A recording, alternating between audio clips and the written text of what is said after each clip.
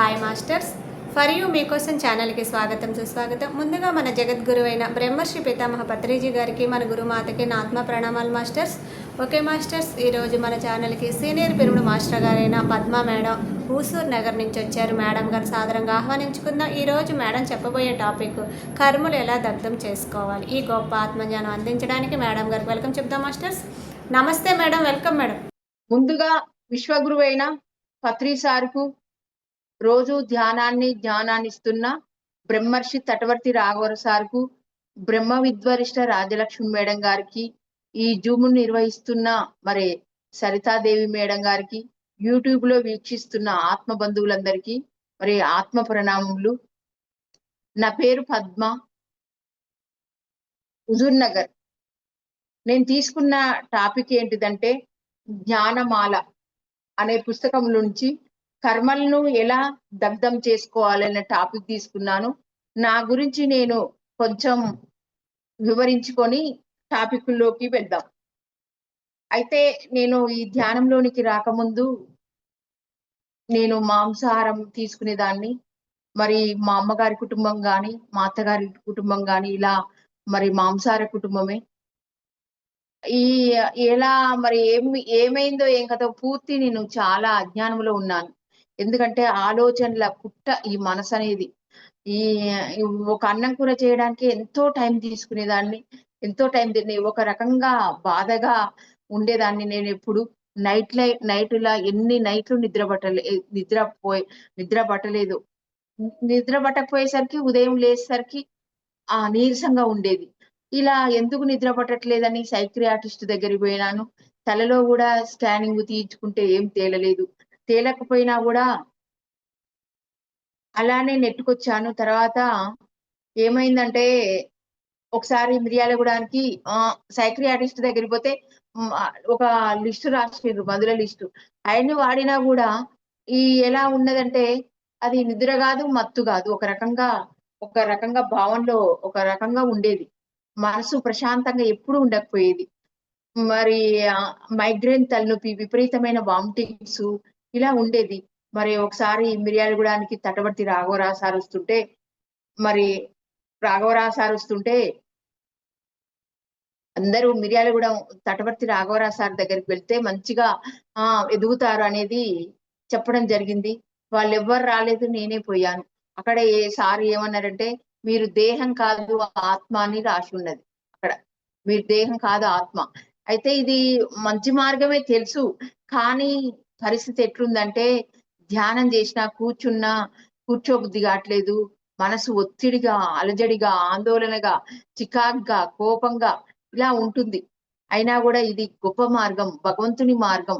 ఇది పాడగ రాగం బాగా వచ్చును, తినగా వేము తీయనుండు, సాధనముల పనులు సమకూరు ధరలోన విశ్వదాభిరామ వినురవేమ అనేది బాగా నాకు అది అవగాహన అయిపోయి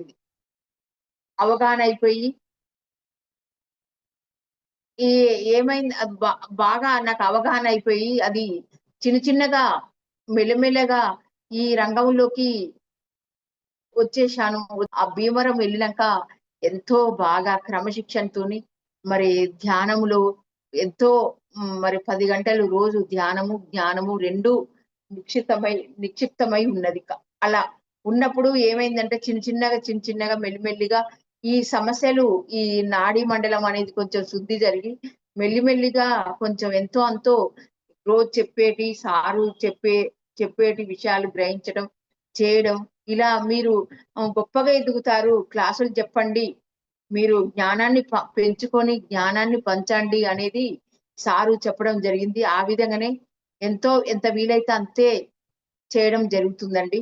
ఇది నా విషయము.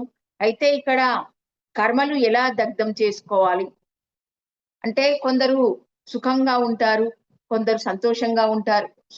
సంతోషంగా జీవించాలని అందరూ అనుకుంటారు, కానీ కొందరు దుఃఖంలోని బాధలతోనూ ఉంటారు. కొందరు సంతోషంగా ఉంటున్నారంటే వాళ్ళు చేసుకున్న కర్మల ఫలితమే. మరి కొందరు కూలి చేసుకున్న వాళ్ళు కూడా 300-400 రూపాయలు తెచ్చుకొని మరి సరుకులు తెచ్చుకొని ఇంతో అంతో ఉన్నదో తిని హాయిగా స్వర్గంలో నిద్రపోతారు. మరి కొందరు ధనవంతులు కోటీశ్వరులు అయినా కూడా పట్టెమంచం పరుపులున్నా, ఏసీ రూములున్నా, కారున్నా, అన్ని శుభ్రంగా ఉన్నా కూడా వాళ్ళ పడుకుంటే నిద్ర రాదు. దీనికి కారణం ఏమిటి అంటే వాళ్ళు చేసుకున్న కర్మల ఫలితమే. ఎందుకంటే ఎందుకంటే ఈ మానవ జన్మ ఎంతో గొప్పది. మానవ జన్మ ఎంతో గొప్పది. ఈ మానవ జన్మ రావడం కూడా దుర్లభము. ఈ మానవ జన్మ ఎంతో గొప్పది. మానవ జన్మ కూడా ఈ దుర్లభం. ఈ జన్మలనేది 3 రకాలు. ఈ జన్మలు 3 రకాలు. 1 దేవ జన్మ, 2 జంతు జన్మ, 3 మానవ జన్మ. ఎక్కువ పుణ్యం చేస్తే మరి దేవ జన్మ, ఎక్కువ పాపం చేస్తే మరి జంతు జన్మ, పాపాలు పుణ్యాలు 2 కలిపి చేస్తే మానవ జన్మ వస్తుందని చెప్తారు. ఇది ఇది మానవ జన్మ గొప్పది ఎలా అయింది? ఈ మానవ జన్మ గొప్పది ఎలా అయింది? ఎలా అయిందంటే ఇక్కడ తెలుసుకుందాం. దేవజన్మ తీసుకుంటే స్థూల శరీరం ఉండదు. దేవజన్మ తీసుకుంటే స్థూల శరీరం ఉండదు. అందుచేత పరమాత్మ ఈ చేయాల్సిన సాధన గాని, సేవలు గాని చేయడానికి వీలు కాదు. పరమాత్మ చేయాల్సిన సాధన గాని, సేవలు గాని చేయడానికి వీలు కాదు. మరి భోగం అనుభవించడమే కానీ పరమాత్మను పొందటానికి చేయవలసిన సాధన ఈ శరీరానికి ఉండదు. దేనికి? ఈ దేవ జన్మకు. దీనికి స్థూల శరీరం ఉండదు. ఈ దేవ జన్మకు స్థూల శరీరం ఉండదు. మరి అక్కడ గొప్పగా సాధన చేసి పరమాత్మను తెలుసుకునే అంత స్థితిని పొందలేరు. ఎక్కడ దేవజన్మ అంటే ఇక్కడ స్వర్గంలో ఉంటారు. ఈ శరీరం ఉండదు ఈ దేవజన్మకు. పరమాత్మను తెలుసుకునేంత వీళ్ళు స్థితిని పొందలేరు. మరి ఇంకొకటి జంతు జన్మ అంటే జంతు జన్మ. ఈ జన్మకు కూడా మరి శరీరం ఉంటుంది. కానీ ఈ మోక్షం పొందడానికి గాని, ఈ పరమాత్మను తెలుసుకోవడానికి గాని వీలు గాని జన్మ ఈ జంతు జన్మ. ఇక్కడ శరీరం ఉంటుంది గాని బుద్ధి ఉండదు. శరీరం ఉంటుంది గాని బుద్ధి ఉండదు. ఈ జంతు జన్మలో పరమాత్మను తెలుసుకోలేరు. ఈ జంతు జన్మలో మనకు తెలిసిందే పరమాత్మను తెలుసుకోలేరు. కానీ కేవలం ఒక మానవ జన్మలోనే మరి సాధనకు కావలసిన సాధన అంటే ఇక్కడ శ్వాస మీద ధ్యాస, ధ్యానము కావలసిన శరీరము, తెలివి, బుద్ధి అన్నీ ఉంటాయి. మానవ జన్మే సరైన సాధన చేసి మోక్షం పొందే అర్హతకు అనువైన జన్మ. ఈ మానవ జన్మే ఇక్కడ మేడం గారు ఏమన్నదంటే మహోన్నతమైంది, అద్భుతమైంది అనేది ఈ మానవ జన్మని అంటారు. ఈ మానవ జన్మ లభించడం కూడా చాలా కష్టమట. ఈ జన్మ అంత గొప్ప జన్మ. మానవ జన్మ లభించడం మహోన్నతమైంది, అద్భుతమైంది. ఇది లభించడం కూడా కష్టం. అందుకోసమే ఈ శరీరం ఉన్నప్పుడే మనము ఆత్మలం కాబట్టి ఆత్మస్థితికి ఎదగాలి, గొప్ప స్థితికి ఎదగాలి అనేది ఇక్కడ మేడం వివరించడం జరిగింది. ఈ మానవ జన్మ పొందాక మరి కొన్ని జన్మలు ఎలా ఉంటామంటే తమో గుణంలో ఉంటాం. కొన్ని జన్మలు ఎలా ఉంటామంటే మరి రజోగుణంలో ఉంటాం. కొన్ని జన్మలు ఎలా ఉంటామంటే సాత్విక గుణంతో ఉండి మరి ఏ గుణం ఉంటే ఆ గుణంతో మరి అనుగుణంగా కర్మలు చేస్తాం. ఏ గుణంతో ఉంటే ఆ గుణంగా కర్మలు చేస్తూ ఉంటాం. పాప కర్మలు చేసేటప్పుడు మరి బాగానే ఉంటుంది. కానీ దాని కర్మఫలం అనుభవించేటప్పుడు మాత్రం తీరని దుఃఖం ఉంటుంది. మరి అందుకనే పాప కర్మలు చేసేటప్పుడు బాగానే ఉంటుంది కానీ దాని కర్మఫలం అనుభవించేటప్పుడు మాత్రం తీరని దుఃఖం ఉంటుంది. నేను ఇంతకుముందు ధ్యానంలోనికి రాకముందు మరి ఈ కర్మలు మాంసాహారం తీసుకునేదాన్ని, కానీ బాగానే ఉండదు తీసుకునేటప్పుడు. కానీ దాని ఫలితం మైగ్రేన్ రూపంలో మరి వామిటింగ్స్ కావడం, పసర్ ఫామ్ కావడం, ఇలా జరిగేది. పసర్ ఫామ్ కావడం ఇలా జరిగేది. ఈ కర్మలు అనుభవించేటప్పుడు తీరని దుఃఖం ఉండేది. మరి ఈ కర్మలు ఏమన్నారంటే 2 రకాలుగా ఉంటాయి. ఒకటి విషయ కర్మలు, 2 శ్రేయో కర్మలు. విషయ కర్మలు అంటే విషయాసక్తి, ప్రాపంచిక విషయాల మీద విషయాసక్తి. మరి విషయ కర్మలు తమో గుణములో, రజోగుణములో చేస్తారు. విషయాశక్తితో మరి ప్రాపంచికానికి ప్రాముఖ్యత ఇస్తారు. ఈ ప్రాపంచికానికి ప్రాముఖ్యం ఇస్తూ ఈ కర్మలను చేస్తూ ఉంటారు. ఈ కర్మలు ఏమైతే అంటే బంధాలను పెంచుతూ ఉంటాయి. ఈ కర్మలు ఏం చేస్తాయి? బంధాలను పెంచుతుంటాయి. ఆ బంధాలు మళ్ళీ జన్మకు కారణమవుతాయి. మళ్ళీ జన్మకు కారణమవుతాయి. మరి ఆత్మ గురించి గాని, ఆత్మ ఉద్ధరణ గురించి గాని, మన ఆత్మను మనమే ఉద్ధరించుకోవాలి. ఈ చేసే కర్మలు ఏముంటాయంటే దీన్నే శ్రేయో కర్మలంటారు. శ్రేయో కర్మలంటారు. ఆత్మ గురించి చేసే ఏ కర్మ అయినా సరే బంధం నుంచి విముక్తులను చేస్తుంది. ఏ కర్మ అయినా సరే బంధం నుంచి విముక్తులను చేస్తుంది. కానీ మరి ఎవరైనా జీవితంలో ఒక సద్గురువు వచ్చాక మరి కర్మలు ఎలా చేయాలో నేర్చుకుంటాము. ఒక సద్గురు వచ్చినాకనే కర్మలు ఎలా చేయాలో నేర్చుకుంటాము. శ్రేయో కర్మలు చేస్తున్నంత సేపు ఆత్మ గురించే ఆలోచిస్తూనే ఉంటారు. ఇందుకోసము విషయ కర్మలు చేస్తున్నంత సేపు ఆత్మను పట్టించుకోరు. శ్రేయో కర్మలు చేస్తున్నంత సేపు ఆత్మ గురించే ఆలోచిస్తుంటారు. మరి ఆత్మ గురించే ఈ కర్మలు ఇలా క్లాసు చెప్తామంటే ఆత్మ గురించే ఉండాలి గాని పక్క దారులకు వెళ్ళొద్దు. ప్రక్క దారులకు అసలే వెళ్ళొద్దు. మరి శ్రేయ కర్మలు చేస్తున్నంత సేపు ఆత్మ గురించి ఆలోచిస్తూనే ఉంటారు. మరి విషయ కర్మలు చేస్తున్నంత సేపు ఆత్మను పట్టించుకోరు. ఇక్కడ ఎంత గొప్పవారు చేసినా, కర్మలు చేసినా, ఎవరు చేసినా భగవంతుని కర్మ సిద్ధాంతం వర్తిస్తుంది. గొప్పవారు ఎంత కోటీశ్వర్లైనా, ఎంత ఎవరు చేసినా కర్మ సిద్ధాంతాన్ని మర్చిపోవద్దు. భగవంతుని యొక్క కర్మ సిద్ధాంతం తప్పగా ఉంటుంది. అందుచేత కర్మను బట్టి కర్మ ఫలాలు వస్తాయని తెలుసుకోవాలి. కర్మను బట్టి కర్మ చేస్తాం, కానీ దాని కర్మ ఫలితం తప్పనిసరి ఉంటుంది, తెలుసుకోవాలి. ఇక్కడ ఈ బంధాల వల్ల కొన్ని కర్మలు అంటించుకుంటూ జన్మ జన్మలకు మోస్తూ సుఖపడుతూ దుఃఖపడుతూ ఉంటారు. మరి ఈ కర్మలే కదా ఇలా ప్రాపంచికంలో ఇరుక్కొని పోయి మనసు యొక్క కోరికలకు బానిసయ్యి మనసు ఎలా ఆట పట్టిస్తున్నట్టు అలా ఆట పట్టించి మరి ఈ బంధాలకు చిక్కి మరి ఇవి అంటించుకుంటూ ఈ బంధాలను మోసుకుంటూ మరి జన్మ జన్మలకు మోస్తున్నాము. సార్ అంటాడు, ఎప్పుడు తటవర్తి సార్ అంటాడు, 350 జన్మలు ఎత్తేనే ఈ రంగంలోకి ఈ మార్గంలోకి వస్తారు మీరు అనేది సారు ఎప్పుడు చెప్తుంటారు. మరి ఈ 350 జన్మలు ఇవి మోసినట్టే కదా, అవి మోస్తూ సుఖపడుతూ మరి దుఃఖపడుతూ ఉంటారు.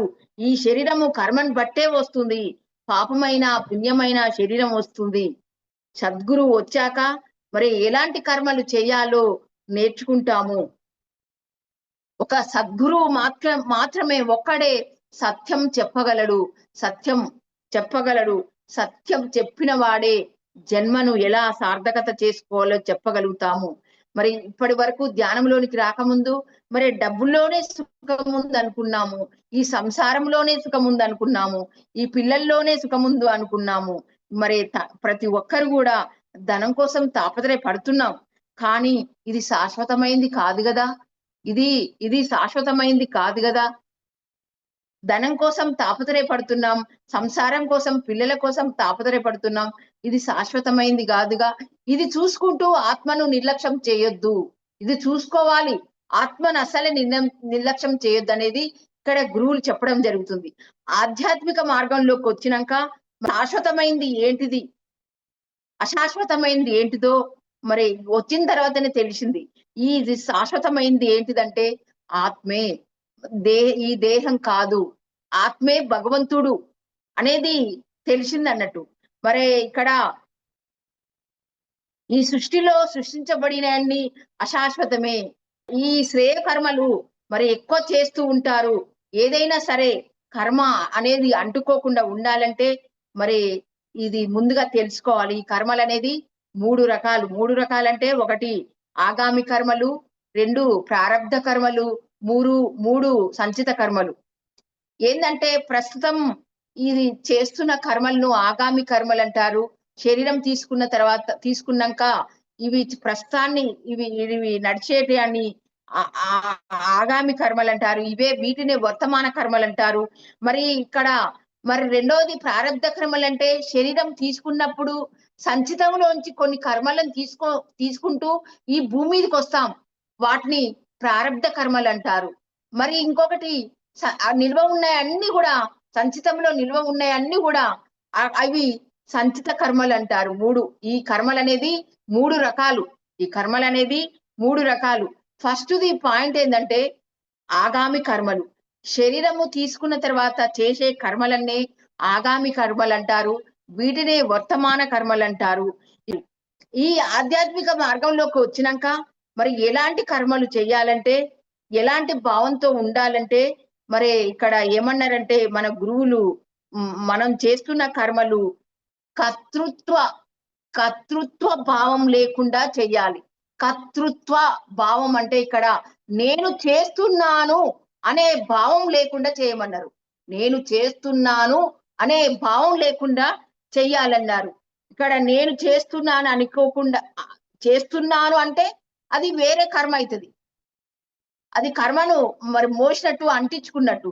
కానీ నేను కర్తృత్వ భావం, నేను చేస్తున్నాను అనే భావం లేకుండా చేయమని ఇక్కడ గురువులు చెప్తున్నారు.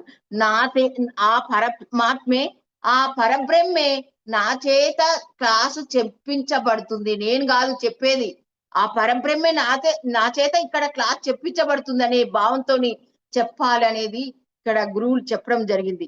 ఒక మాట మాట్లాడినా, మరి ఒక పని చేసినా శరీరంలో ఆత్మ ఉంటేనే కదా చేసుకునేది. ఇది ఈ క్లాసు చెప్పేది. ఆత్మ అనేది పక్కకు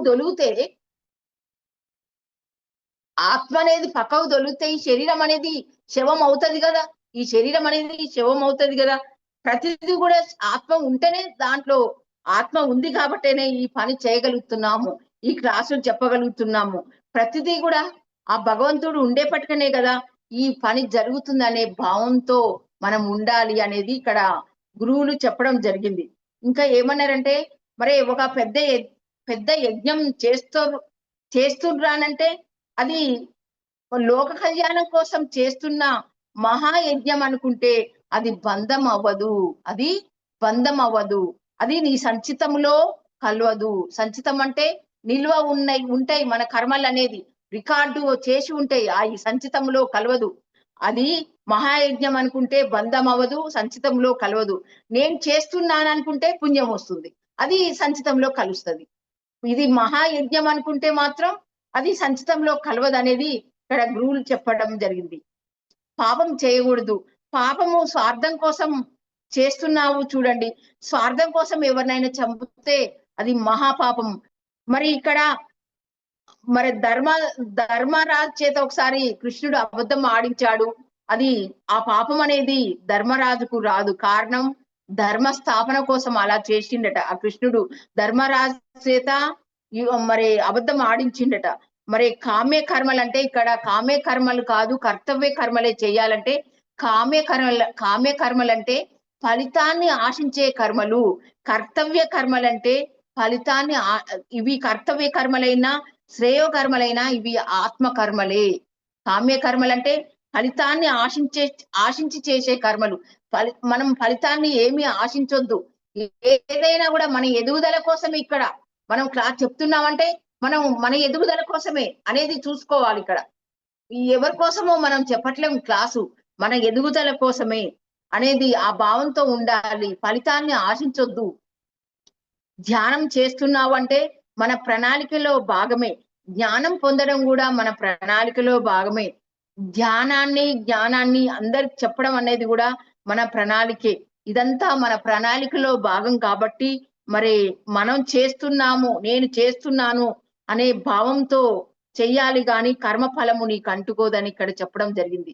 అంటే ఇక్కడ జ్ఞానాన్ని అందరికి చెప్పడం కానీ మరి ఇలా ఇదంతా మన ప్రణాళికలో భాగం కాబట్టి నేను చేస్తున్నాను, నా చేత చేయించబడుతుంది అనే భావంతో చెప్పించబడుతుంది అనే భావంతో చేయాలి. కానీ నేను చేస్తున్నాను మరి ఇలా వేరే భావంతో ఉంటే మాత్రం కర్మఫలం అంటుకుంటుంది. ఇలా ఉంటే మాత్రం కర్మఫలం అంటుకోదనేది ఇక్కడ గురువులు చెప్పడం జరిగింది. అయితే ఇక్కడ శ్రీకృష్ణ వారు ఏమన్నారంటే నిరంతరం కర్మను చెయ్యి, కానీ కర్మఫలాన్ని మాత్రం ఆశించకు, త్యాగం చెయ్యి అంటే క్లాస్ చెప్పు, మంచిగా దాంట్లో లోతులు పాతులు ఏందో తెలుసుకొని ఇంకా మంచిగా క్లారిటీగా చెప్పినప్పుడు ఏందంటే మనకు కూడా యువతలి వారికి కూడా మంచిగా అర్థమవుతుంది. కర్మ ఫలాన్ని మాత్రం త్యాగం చెయ్యి. కర్మ ఫలాన్ని మాత్రం ఫలితాన్ని మాత్రం ఆశించవద్దని ఇక్కడ చెప్పడం జరిగింది. ఇంకా ఏందంటే మన మన ప్రపంచంలో ఈ మేలుకు ప్రాముఖ్యం ఇచ్చి, మేలు కంటే ఈ శరీరానికే ప్రాముఖ్యం ఇచ్చి, మరి నేనే ప్రాముఖ్యం ఇచ్చి, మరి నేను కాబట్టి చేస్తున్నాను, నేను చెప్తున్నాను, వింటున్నాను అని అనుకుంటే ఉంటే మాత్రం అవి కామ్య కర్మలవుతాయి. ఫలితాన్ని ఆశించి చేసే కర్మలవుతాయి. అయ్యే బంధమై జన్మకు కారణమవుతాయి. జన్మకు కారణమవుతాయి. మానవుడు దుఃఖాన్ని పోయినప్పుడు ఇక నీకు జీవితము వద్దు అనుకున్నప్పుడే సద్గురువు వస్తాడు మన జీవితంలోకి. మరి నిద్ర పట్టని పరిస్థితిలో నేను చాలా ఇబ్బందుల్లోకి వచ్చినప్పుడు అప్పుడు మాత్రం గురువు జీవితంలోకి వచ్చిండు. ఇది నువ్వు దేహం కాదు ఆత్మ అనేది మనం తెలుసుకున్నాం. అంతవరకే సాధన చేస్తున్నాం. కొంచెం జ్ఞానం పెంచుకొని ఈ క్లాసులు కూడా చెప్తున్నాం. అయితే ఈ జీవితం వద్దు, ఈ దుఃఖాన్ని భరించలేను అనే స్థితిలో ఉన్నప్పుడే సద్గురువు మన జీవితంలోకి వస్తాడు. కర్మ ఎలా చేయాలి, ఎలా చేస్తే ఫలితం నీకు అంటుకోదనేది ఇక్కడ చెప్పడం జరుగుతుంది. ఏందంటే నేను చేస్తున్నాననే భావం లేకుండా లోక కళ్యాణం కోసం చేసే ప్రతి కర్మ కూడా కర్తవ్య కర్మే. అదే శ్రేయో కర్మే. ఆత్మ కోసం చేసే కర్మే. ఇవి మరి అలా చేసినప్పుడు ఈ కర్మలు మాత్రం సంచితంలో కలవు. సంచితం అంటే సంచిత కర్మలు అంటే నిల్వ ఉంటాయి. మన కర్మలు ఇంకా గుట్టలు ఉంటాయట మన కర్మలు. మనం ఆ గుట్టలుగా ఉన్నప్పుడు కొన్నే తెచ్చుకుంటామట అవి మన శరీరంతో పాటు. ఆ కొన్ని కర్మలు తెచ్చుకొని, కొన్ని కర్మలు కష్టం గాని, ఈ సుఖం గాని, దుఃఖం గాని చేస్తున్నాం అంటే మరి కొన్నే కర్మలు తెచ్చుకున్న గుట్టలు ఆ సంచితంలో నిల్వ ఉంటాయి. ఈ జ్ఞానాన్ని పెంచుకున్నప్పుడు ఈ జ్ఞానాగ్ని దగ్ధ కర్మాణం ఇలా ఉన్నప్పుడే మనము ఏమైతుందంటే ఆ ఆ గుట్టలు అనేది తగ్గుతూ ఉంటాయి. జ్ఞానాన్ని ఎంత వరకు పెంచుకుంటామో ఆ లెవెల్ గా అది కర్మలు తగ్గుతూ ఉంటాయి. ఇక్కడ మరి జ్ఞానము పెంచుకున్నప్పుడు ఆ జ్ఞానానికి కూడా ఎదుటి వారికి ఇవ్వాలి. మరి ఆధ్యాత్మికత అంటేనే మరి ఎదుటి వాడికి ఇవ్వడమే. ఇది మన ఎదుగుదలకు కారణమవుతుంది. ఇక్కడ మరి క్లాసు చెప్పడం గాని, మీరు క్లాసు పెట్టించడం గాని, ఇలా జూమ్ నడిపించడం గాని, మొన్న రాఘవరావు సార్ హుజూర్నగర్కి వచ్చిండు 24వ తారీఖు. మేము హుజూర్నగర్ లో క్లాసు అరేంజ్మెంట్ చేసినాం. ఒక 230 మంది వచ్చిర్రు కళ్యాణ మంటపంలో. మరి అద్భుతంగా క్లాస్ జరిగింది. మరి ఆ క్లాసు పెట్టించడం అలా మరి నలుగురికి కూడా ఈ జ్ఞానాన్ని కొంచెం అందించినప్పుడు ఇప్పుడు మనం కూడా జ్ఞానాన్ని పెంచుకొని ఎదుటి వారికి ఇచ్చినప్పుడు ఏమైతుందంటే ఇవన్నీ మన ఎదుగుదలకే కారణమవుతాయి. అంతేగాని ఒకరి కోసం కాదు అనేది ఆ భావంతో ఉండాలి అనేది ఇక్కడ మన గురువులు చెప్తున్నారు. రెండవది ఏంటంటే ప్రారబ్ధ కర్మలు. ఈ ప్రారబ్ధ కర్మలు శరీరం తీసుకున్న తర్వాత కొన్ని కర్మలు సంచితంలో కర్మలు తీసుకొని వస్తాం. ఈ ఈ వర్తమాన కర్మలు ప్రస్తుతం చేసే కర్మలు కూడా చేస్తుంటాం. ఈ ప్రారబ్ధ కర్మలను కూడా కొన్ని సంచితం నుంచి తీసుకొని వస్తాం, భూమి మీదకి వస్తాం. ఈ ఈ ప్రారబ్ధం తప్పకుండా అనుభవించాలి. ఇక్కడ ఏమన్నారంటే జీవితంలో సంతోషం గాని, దుఃఖం గాని, ఆనందం గాని, కీర్తి గాని, అపకీర్తి గాని, చావు గాని, పుట్టుకు గాని ఇవన్నీ ప్రారబ్ధం వల్లే వస్తాయి. ఈ కీర్తి గాని, అపకీర్తి గాని, సంతోషం గాని, దుఃఖం గాని ఇవన్నీ ప్రారబ్ధం వల్లే వస్తాయి. మరి రామాయణంలో భరతుడు మరి తండ్రి దశరథుడు చనిపోయాక ఇక ఒకరింట్లో ఉంచుతారన్నట్టు ఈ భరతుణ్ణి. రాముడు అరణ్యవాసానికి వెళ్ళవలసి వస్తది. అప్పుడు చాలా దుఃఖపడుతుంటాడు. మరి ఇవన్నీ ఏంటంటే ఈ భరతుడు లేకుండా ఈ దశరథుడు చనిపోవడం, రాముడు అరణ్యవాసానికి వెళ్ళిపోవడం, ఇలా ఉన్నప్పుడు దుఃఖాన్ని భరించలేకపోతాడు ఎవరు? ఈ భరతుడు. తాను లేకుండా ఇవన్నీ జరిగాయని కులగురువు ఎవరు అంటే వశిష్ఠుల వారి దగ్గరికి వెళ్ళినప్పుడు ఈ గురువు గారు మరి నేను ఈ దుఃఖాన్ని భరించలేకపోతున్నాను ఈ దుఃఖాన్ని నేను భరించలేకపోతున్నాను, ఈ దుఃఖం పోదా, నేనేమి చేయాలి అని అడిగినప్పుడు వశిష్ఠుల వారు మరి ఇలా చెప్పారట, నాయన సంతోషం గాని, ఈ దుఃఖము గాని, చావు గాని, పుట్టుకు గాని, కీర్తి గాని, అపకీర్తి గాని, ఇవన్నీ ప్రారబ్ధానుసారమే, నువ్వు తెచ్చుకున్నయే వస్తాయి, ప్రారబ్ధానుసారంగా వచ్చినవే. ఇవి నువ్వు దేన్ని మార్చలేవు, నువ్వు దేన్ని మార్చలేవు. జరగాల్సింది జరుగుతూనే ఉంటుంది, జరగాల్సింది జరుగుతూనే ఉంటుంది అనేది చెప్పారట. ఇంకా ఏమని చెప్పారంటే, మరి శబరి రాముణ్ణి చూడాలనుకుంది, మరి శబరి పరమాత్ముని చూడాలని అంటే మరి పరమాత్ముడు, మరి గురువు గారు పరమాత్ముడు రాముడు రూపంలో వచ్చాడట. శబరి చూసింది. మరి శబరి చక్కగా చూసి శ్రీరామచంద్రుణ్ణి చక్కగా చూసి మరి సంతోషించింది. ఆ సంతోషం ఆమెకు ప్రారబ్ధం వల్లే వచ్చింది. ఆ సంతోషం అనేది ప్రారబ్ధం ఆమె చేసుకున్న మరి ప్రారబ్ధం వల్లే వచ్చింది. మరి కౌసల్య ఏమైంది, బిడ్డలు లేనన్ని రోజులు బాధపడింది. రాముడు పుట్టాడు, మరి పుట్టిన బిడ్డ తెల్లవారితే చక్రవర్తి అవుతాడు, కానీ అడవికి వెళ్లాల్సి వచ్చింది. ఈ రాముడు అడవికి వెళ్లాల్సి వచ్చింది. రాముడు అడవికి వెళ్ళాడని ఆ బాధతోని దశరథుడు తన భర్త చనిపోవడం జరిగింది.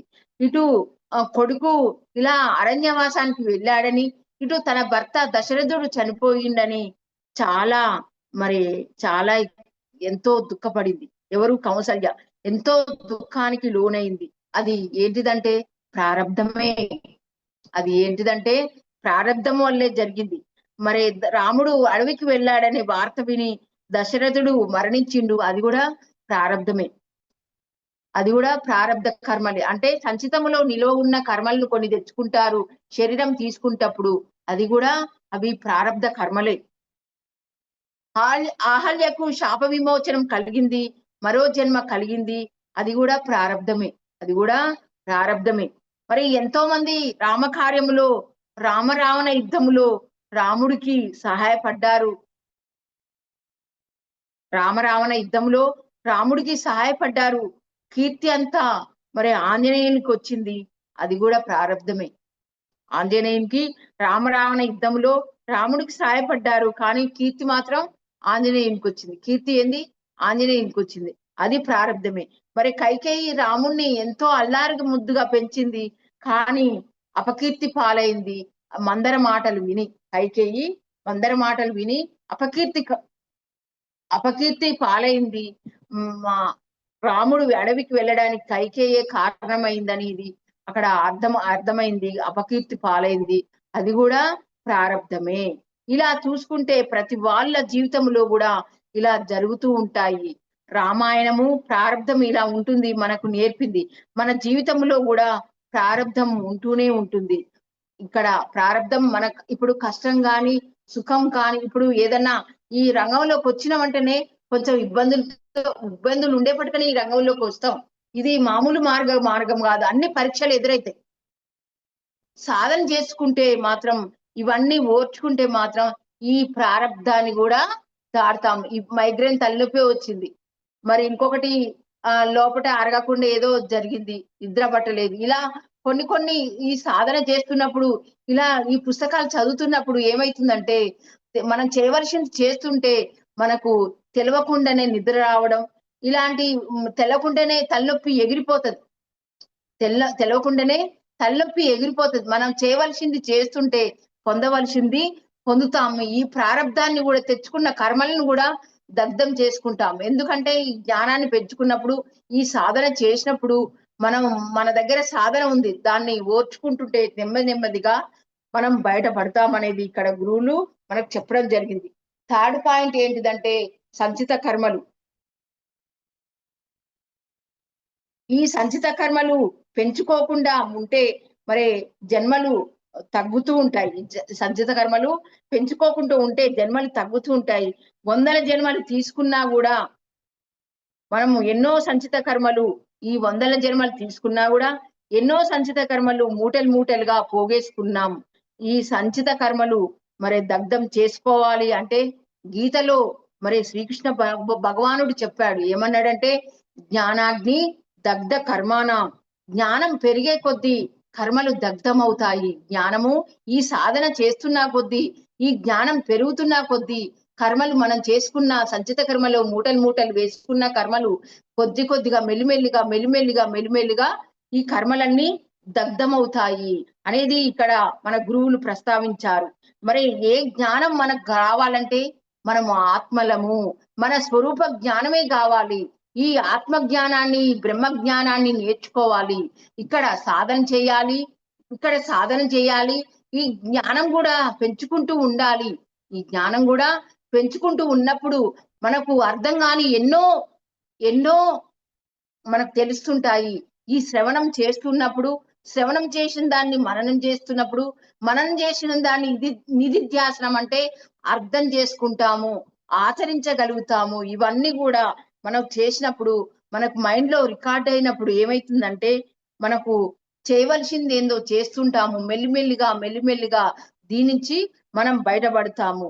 ఏంటంటే ఇక్కడ మన స్వరూపమే ఆత్మస్వరూపము, మన స్వరూపమే ఆత్మస్వరూపము. ఈ ఆత్మ యొక్క శక్తిని బయటికి రానియకుండా చేసేది మనసే. ఆత్మ యొక్క శక్తిని ఈ బయటికి రానియకుండా చేసేది మనసే. ఇక్కడ మరి స్వరూపము, మరి శరీరమా, మనస, బుద్ధ, ఆత్మ అంటే ఆత్మమే, ఆత్మలమే మనం, ఆత్మలమే మనం. మరి ఇక్కడ ఒకటి ఉదాహరణ ఇచ్చింది. ఒక సింహము ప్రసవించి ఏమైంది, మరణించింది. ప్రసవించింది సింహం, మరణించి ఆ సింహం పిల్ల ఏం చేసిండ్రు, తల్లి చనిపోయినాక ఆ సింహం పిల్ల ఉన్నప్పుడు ఒక గొర్రెల కాపరి తీసుకెళ్లి ఆ గొర్రెలలో కలిపి ఆ పెంచుతూ పెంచుతూ ఉండేవాడు. ఆ గొర్రెలలో పెంచుతూ ఉండేవాడు. మరి ఆ గొర్రెల పిల్లతో కూడా ఆ సింహం పిల్ల ఉన్నప్పుడు ఒకసారట ఒక పెద్ద సింహం వచ్చిందట. వచ్చి దాన్ని, ఆ గొర్రెల పిల్లలన్నీ భయపడి ఉరికినాయట, పారిపోయినాయి. పారిపోతుంటే కూడా ఈ సింహం పిల్ల కూడా పారిపోయింది.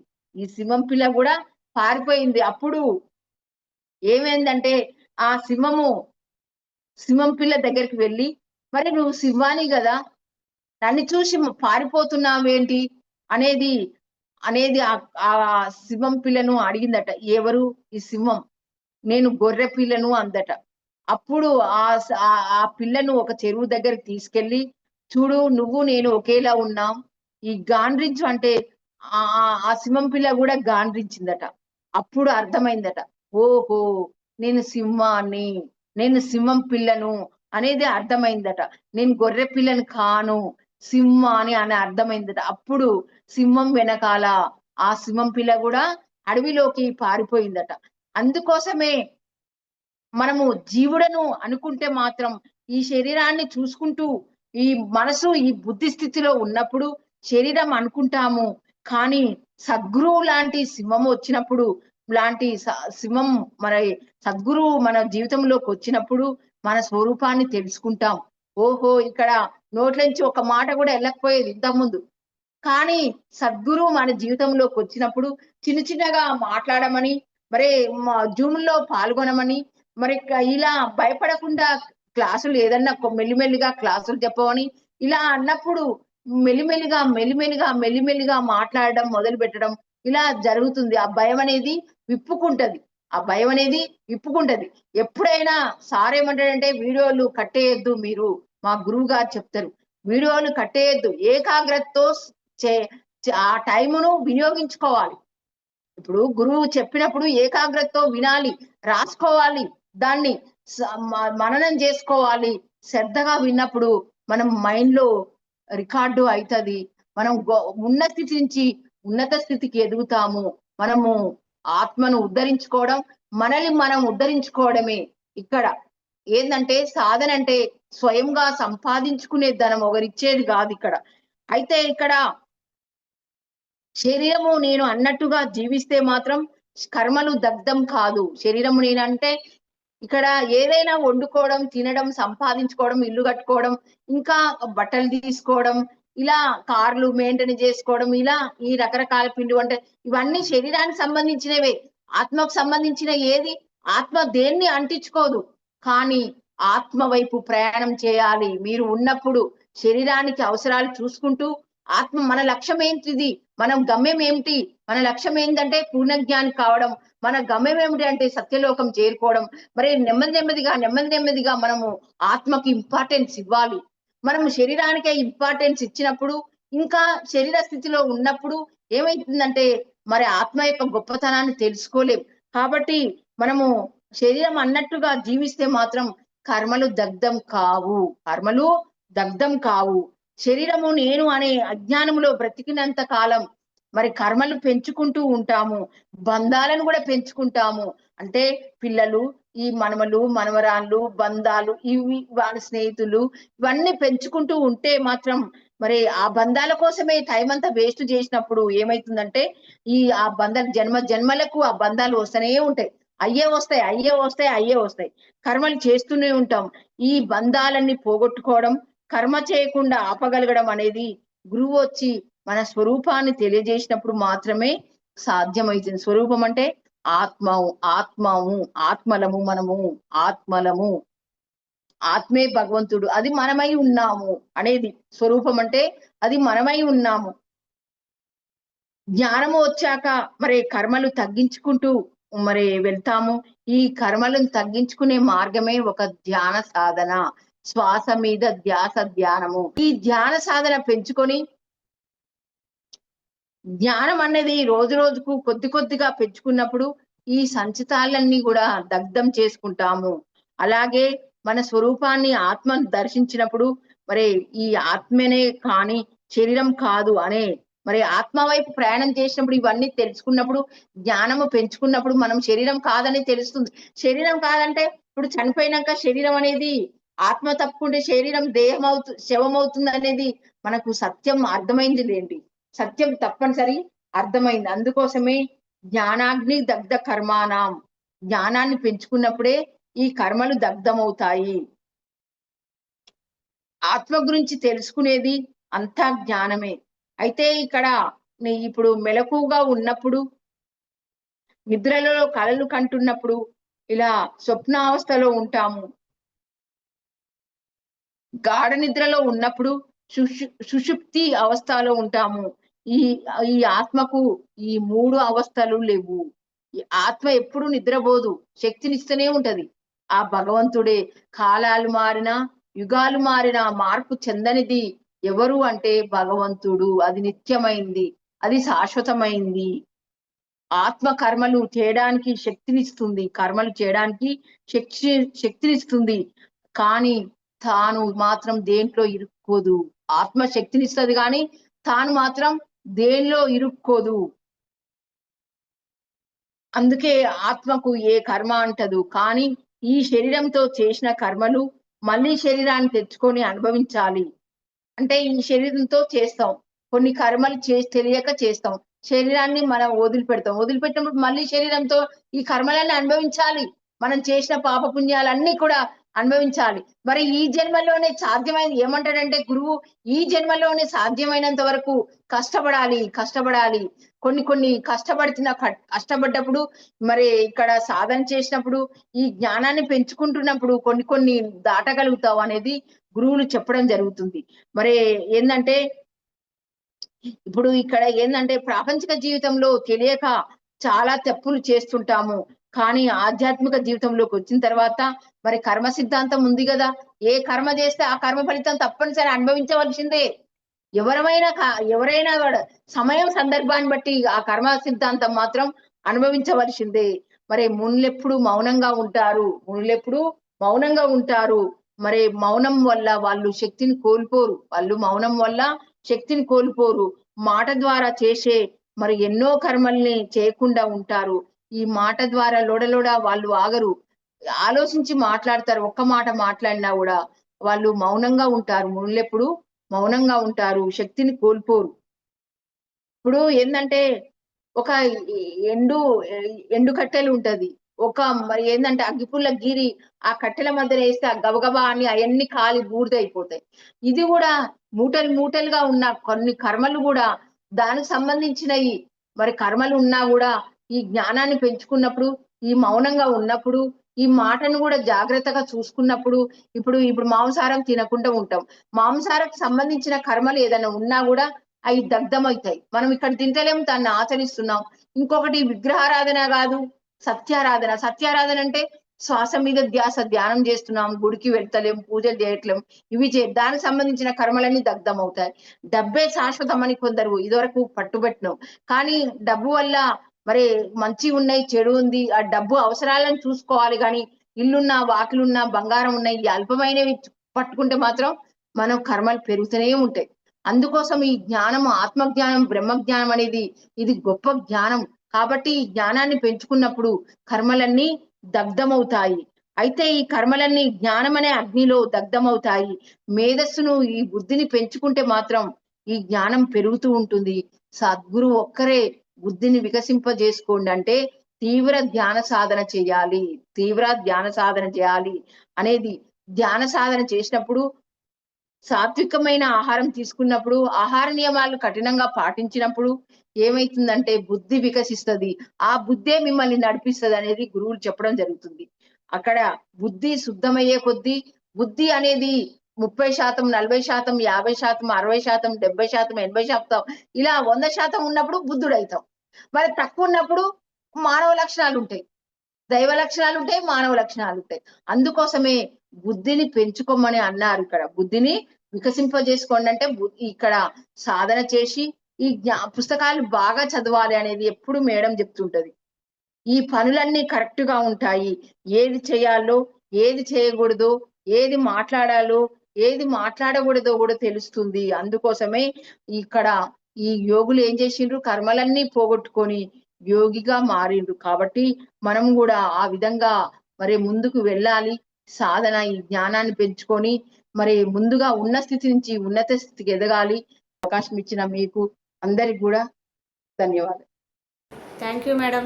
Thank you so much madam. For you మీకోసం మన ఛానల్కి వచ్చి ఎంతో గొప్ప ఆత్మజ్ఞానం అందించారు మేడం. Thank you madam.